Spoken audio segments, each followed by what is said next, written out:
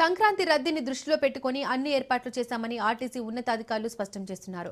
ప్రయాణికులకు ఎలాంటి ఇబ్బందులు కలగకుండా ఉండేలా ప్రత్యేక చర్యలు తీసుకున్నామని చెబుతున్నారు.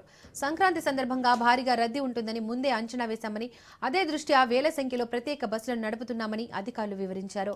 ప్రైవేట్ ట్రావెల్స్ అధిక ఛార్జీలు వసూలు చేస్తే కఠిన చర్యలు తీసుకుంటామని అంటున్న ఆర్టీసీ రీజనల్ మేనేజర్ శ్రీలతతో మా ప్రతినిధి ప్రవీణ్ ఫేస్ టు ఫేస్.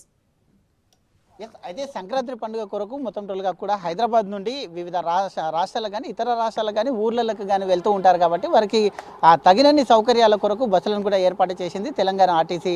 మొత్తంగా చూసుకుంటే ఆర్ఎం శ్రీలత గారు మనతో పాటు ఉన్నారు, మాట్లాడించే ప్రయత్నం చేద్దాం. మేడం చెప్పండి మేడం, అయితే మన తెలంగాణ నుండి ఆంధ్రప్రదేశ్కు కానీ ఇతర రాష్ట్రాలకు ఎన్ని బస్సులు నడిపిస్తున్నాం?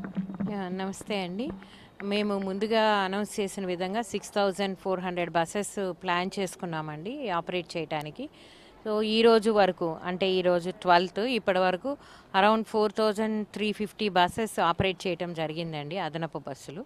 సో దాంట్లో మనకి ఎక్కువ రద్దీ 10th and 11th కనిపించిందండి. 10th అరౌండ్ 1,325 బస్సెస్ అదనపు బస్సులు నడిపించడం జరిగింది. 11th అరౌండ్ 1,250 అండి. నేను చెప్పేది ఇక్కడ హైదరాబాద్ నుంచి డిఫరెంట్ డెస్టినేషన్స్కి నడిపించిన బస్సుల గురించి. అంటే అది ఇమ్లీబన్ నుంచి కావచ్చు, Jubilee bus station, Aramghar, Uppal cross roads and LB Nagar, ఈ పాయింట్స్ అన్నిట్లో నుంచి తరలి వెళ్ళిన అడిషనల్ బస్సెస్ అండి ఇవి. మేడం ఇప్పటికీ ఎలా ఉంది మేడం, రష్ ఎలా ఉంది? గతంతో పోల్చుకుంటే ఇప్పటికీ రష్ ఎలా ఉంది?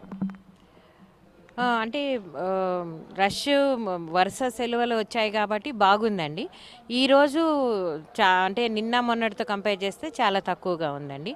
సో ఇట్లా సెలవులు దొరకని వాళ్ళు, హాలిడేస్ లేని వాళ్ళు రేపు ఈవినింగ్ వెళ్తారనుకుంటున్నాము. 14th 15th పండగ కాబట్టి రేపు ఈవినింగ్ వెళ్తారనుకుంటున్నాము.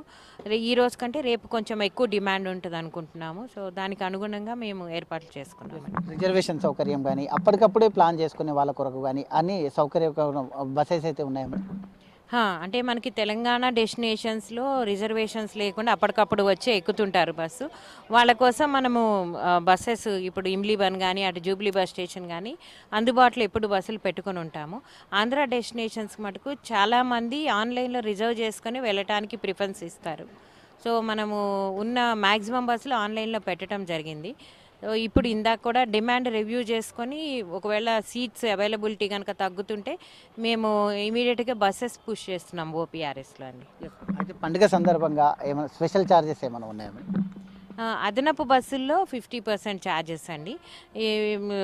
రెగ్యులర్ బస్సెస్లో ఏముండదండి, రోజు నడిచే బస్సులో ఏముండదు. ఓన్లీ అదనపు బస్సుల్లోనే అదనపు ఛార్జెస్.